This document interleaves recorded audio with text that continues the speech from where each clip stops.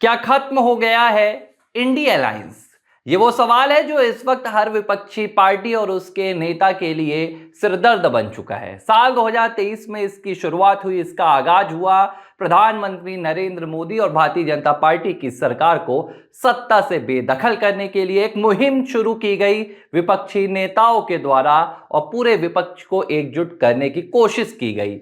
लेकिन लोकसभा चुनाव 2024 के बाद जो दौर आया, ये पूरा विपक्षी गठबंधन एकजुट जो होने की कवायद कर रहा था वो खुद में बिखर कर रह गया और अब इसके सामने सवाल आ गया है अस्तित्व की लड़ाई का। और यह भी सवाल आ गया है कि क्या 2024 के लोकसभा चुनाव के बाद इंडिया अलायंस खत्म हो गया है और अब अपनी आखिरी सांसें ले रहा है। पूरी कहानी बताऊंगा कि यह सवाल क्यों उठ रहा है और क्यों इंडिया अलायंस के लिए अब 2026 का बंगाल विधानसभा चुनाव सबसे अहम हो गया है। कहा जा रहा है कि यही वो चुनाव होगा जो इंडिया अलायंस को या तो संजीवनी दे देगा या हमेशा के लिए भारतीय राजनीति से इंडिया अलायंस इतिहास बनकर रह जाएगा। पूरी कहानी बताऊंगा। नमस्कार, एबीसी हिंदी न्यूज में आप तमाम दर्शकों का स्वागत है। मैं हूं आर मोहन तिवारी। साल 2023 था, मई का महीना था और विपक्ष इस बात को मान चुका था कि 10 सालों से सत्ता में बैठे भारतीय जनता पार्टी को, प्रधानमंत्री नरेंद्र मोदी को अब हरा पाना मुश्किल है, अकेले हरा पाना मुश्किल है। वैसे तो ये कोशिश कांग्रेस पार्टी ने 2014 से की थी, लेकिन 14 की हार और फिर 19 की हार, इन दो हारों ने कांग्रेस पार्टी को उसकी असलियत दिखा दी थी। उन नाकाम कोशिशों की तस्वीरें दिखा दी थी कि 10 सालों में प्रधानमंत्री नरेंद्र मोदी को, भारतीय जनता पार्टी की सत्ता को डिगा पाना कांग्रेस पार्टी के लिए अकेले का खेल नहीं बचा था। कांग्रेस पार्टी ने हर जोर आजमाइश की थी। राहुल गांधी लगातार प्रधानमंत्री नरेंद्र मोदी को सीधे टारगेट पर लेते थे। 2019 में चौकीदार ही है चोर वाले वो तमाम उन्होंने स्लोगन्स लेकर आए, नारे लगाए, लेकिन हाथ कुछ नहीं आया। बल्कि कांग्रेस पार्टी जो कभी देश की सत्ता में 400 सीटें तक लाने की कवायद रखती थी, कुवत रखती थी, जाकर ठहर कर 50 से 55 सीटों पर सिमट गई।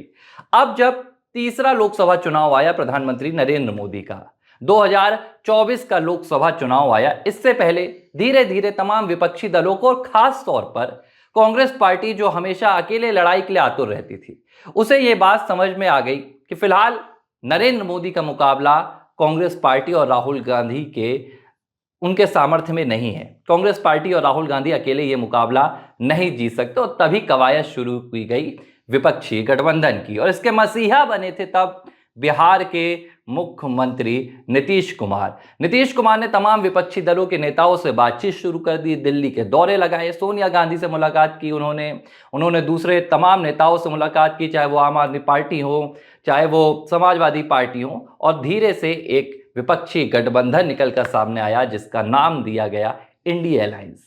जून 2023 में इसकी पहली बैठक पटना में हुई, दूसरी बैठक बेंगलुरु में हुई और तीसरी बैठक मुंबई में हुई और बाद में आया 2024 का लोकसभा चुनाव। हालांकि इस लोकसभा चुनाव में ही इंडिया अलायंस को लेकर कई बड़े सवाल खड़े हो गए थे। कौन कहां पर चुनाव लड़ेगा? दिल्ली में आम आदमी पार्टी और कांग्रेस के बीच में संघर्ष था। हालांकि तब जैसे तैसे बात बन गई और यहां पर सीटों का बंटवारा हो गया, लेकिन पंजाब में वो बंटवारा नहीं हो पाया था। यही हालात बंगाल में बने। बंगाल में वैसे तो तमाम पार्टियां पूरे देश में, चाहे टीएमसी हो, वो सभी विपक्षी दल में ही थे, लेकिन बंगाल में ममता बनर्जी ने अकेले चुनाव लड़ने का फैसला किया। जैसे तैसे लोकसभा चुनाव बीत गया और नतीजे जो निकलकर सामने आए, इस नतीजे में इंडिया अलायंस को जो उम्मीद थी शायद वो तो हासिल नहीं हुआ, लेकिन विपक्षी एकता मजबूत दिखी और जो आंकड़े निकलकर सामने आए, 234 सीटों पर इंडिया अलायंस की जीत हुई। भारतीय जनता पार्टी जो 2024 के लोकसभा चुनाव में 400 पार के नारे देख चुकी थी, प्रधानमंत्री नरेंद्र मोदी जो सबसे बड़ी जीत की ओर बढ़ रहे थे, वो जीत का सबसे बड़ा जो शिखर था वो बनने से इंडिया अलायंस ने रोक लिया। कांग्रेस पार्टी के लिए ये चुनाव पिछले एक दशक में सबसे बड़ा चुनाव उभर कर सामने आया और कांग्रेस पार्टी 99 सीट जीतकर लोकसभा में पहुंची। और यह वही दौर था कि पिछले एक दशक के बाद पहली बार लोकसभा में आधिकारिक तौर पर विपक्ष के नेता को एक पद मिला। राहुल गांधी ने यह जिम्मेदारी भी संभाली। लेकिन इसके बाद शुरू होती है इंडिया अलायंस की अग्नि परीक्षा। 2024 का लोकसभा चुनाव शायद विपक्षी गठबंधन ने इसे अपने अहंकार पर ले लिया। विपक्षी गठबंधन ने शायद इसे प्रधानमंत्री नरेंद्र मोदी की हार मान ली और उस टाइम ये माहौल भी बना।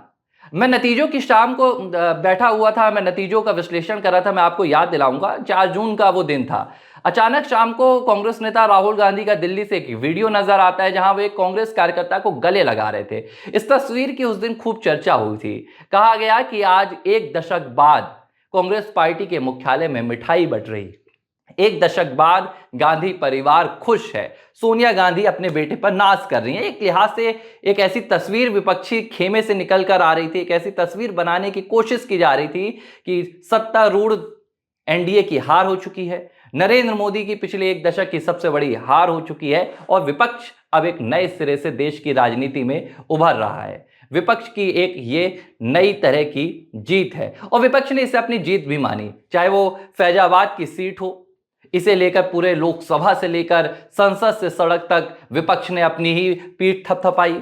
विपक्ष ने अपनी इसे सबसे बड़ी जीत बताई।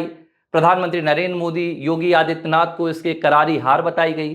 कहा गया कि वो जो हिंदुत्व का मसला था, जो हिंदुत्व की पूरी विचारधारा थी, अयोध्या ने उसे हरा दिया। और ये वो दौर था जब 2024 की पहली 22 जनवरी के दिन राम मंदिर का उद्घाटन हुआ था। भारतीय जनता पार्टी के लिए राम मंदिर और भारतीय जनता पार्टी की सियासत के लिए कितना अहम है, ये किसी से छिपा नहीं। हालांकि भाजपा कभी भी राम मंदिर को राजनीति का मुद्दा नहीं बताती है, लेकिन भाजपा के साथ राम मंदिर हमेशा से जुड़ा रहा है, इस बात से भी कोई इंकार नहीं कर सकता। जाहिर सी बात है, उन नतीजों ने कहीं ना कहीं भाजपा को भी ये सोचने पर मजबूर कर दिया था कि क्या ये विपक्षी एकता अब वाकई में प्रधानमंत्री नरेंद्र मोदी के लिए चुनौती बन चुकी है। लेकिन 2024 में जो खामियां भारतीय जनता पार्टी को अपने खेमे में नजर आई, चाहे वो राष्ट्रीय स्वयंसेवक संघ के साथ तालमेल की कमी हो, या वो एक गलत चुनावी अभियान जिसमें 400 पार का नारा दे दिया गया हो, या विपक्ष का फैलाया हुआ एक सिगूफा, जिसे अक्सर भारतीय जनता पार्टी कहती रहती है,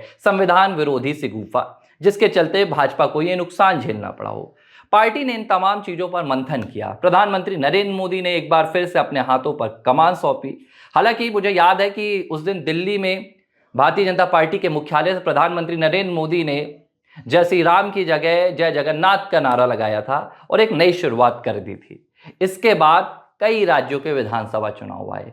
हरियाणा का चुनाव आया, महाराष्ट्र का आया, जम्मू कश्मीर का आया, झारखंड का आया और फिर दिल्ली का आया। इनमें 3 चुनाव बेहद अहम थे। पहला चुनाव हरियाणा का, जहां पिछले 10 सालों से भारतीय जनता पार्टी सत्ता में थी और सत्ता विरोधी लहर होने के हरियाणा में दावे किए जा रहे थे। दूसरा चुनाव आया महाराष्ट्र का, जहां पर लोकसभा चुनाव में भारतीय जनता पार्टी को उतनी मजबूती नहीं मिली थी, विपक्षी गठबंधन महाविकास अघाड़ी उभर कर आया था। और तीसरा चुनाव आया दिल्ली का। इन 3 चुनावों ने इस बात पर संदेह खड़ा कर दिया कि क्या अब इंडी अलायंस खत्म हो चुका है।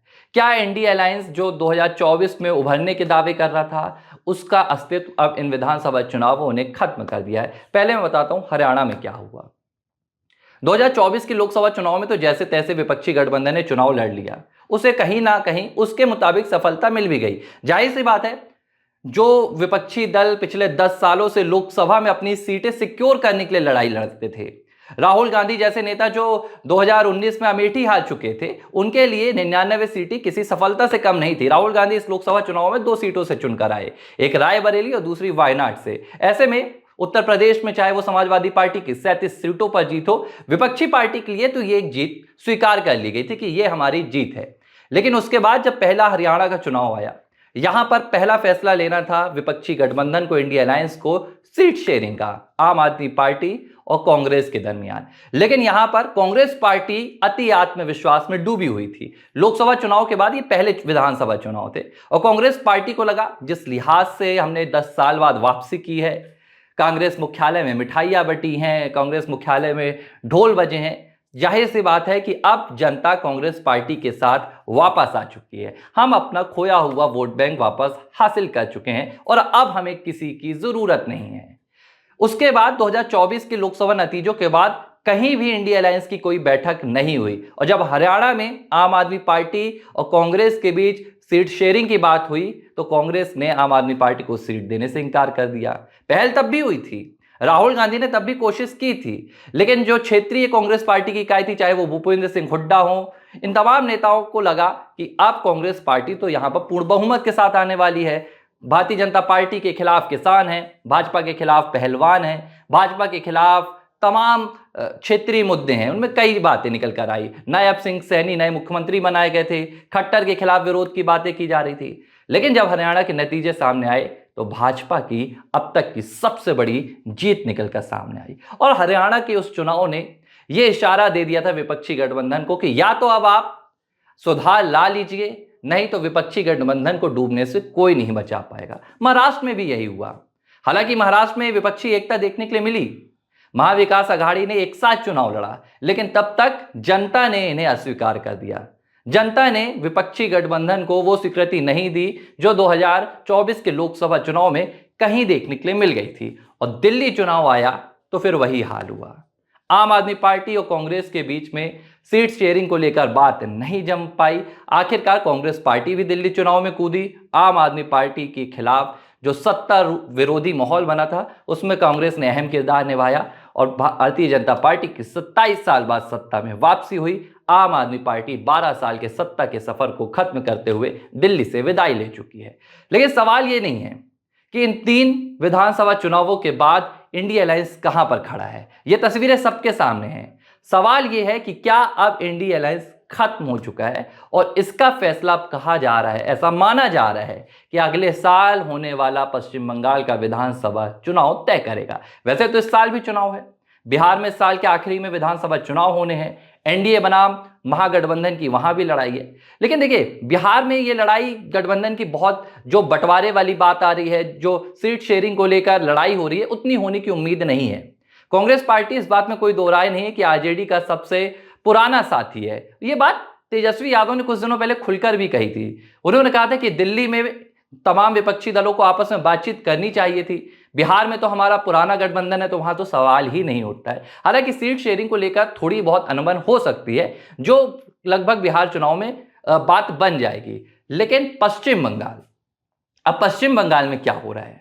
पश्चिम बंगाल में कांग्रेस लगभग अपना जनाधार खो चुका है। पिछले विधानसभा चुनाव में कांग्रेस पार्टी कोई भी सीट हासिल नहीं कर पाया था। अब पश्चिम बंगाल में ममता बनर्जी लगातार उभरने की कोशिश कर रही है। ममता बनर्जी ने तो यहां तक कह दिया था कि मैं विपक्षी गठबंधन इंडिया की जो कमान है वो अपने हाथों में लेने के लिए तैयार हूं। जाहिर सी बात है, ममता बनर्जी का ये इशारा कांग्रेस पार्टी को कमजोर करने के लिए ही था। हालांकि तब ममता बनर्जी के इस बयान को दिल्ली में उतनी तवज्जो नहीं मिली, उतनी तरजीह नहीं मिली। लेकिन अब जब विधानसभा चुनाव नजदीक आ रहे हैं, भारतीय जनता पार्टी बंगाल में अपना फोकस बढ़ा रही है और पश्चिम बंगाल की मुखिया को घेरने की तैयारियां शुरू हो चुकी हैं। अब सवाल यह है कि पश्चिम बंगाल में क्या होगा।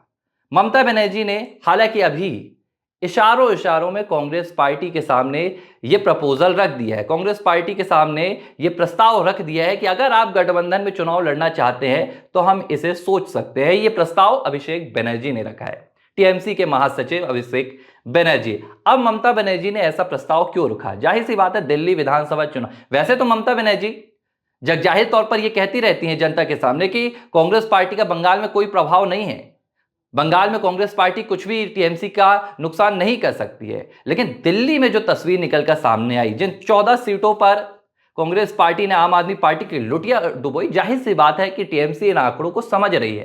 टीएमसी इस बात को समझ रही है कि मुकाबला तो उनका भाजपा से ही होगा, लेकिन टीएमसी को कमजोर करने में कांग्रेस अपना किरदार निभा सकती है अगर बात नहीं बनी तो।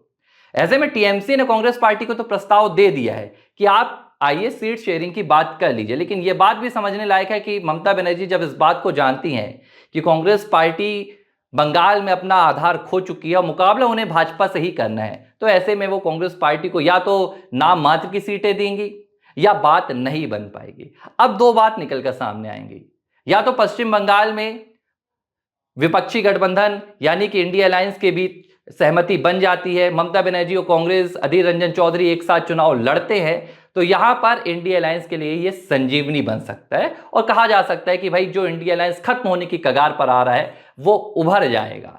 लेकिन अगर बात नहीं बन पाती है, कांग्रेस पार्टी बंगाल में चुनाव लड़ती है, तो दो चीजें होंगी, या तो ममता बनर्जी जीत कर आएंगी और ममता बनर्जी जीत कर आएंगी तो वो इस बात के लिए तैयार हो जाएंगी कि मुझसे ताकतवर फिलहाल कांग्रेस पार्टी नहीं है, बंगाल में भी नहीं, और वो देश के प्रतिनिधित्व के लिए भी आगे बढ़ेंगे, यानी कि केंद्र की राजनीति के लिए।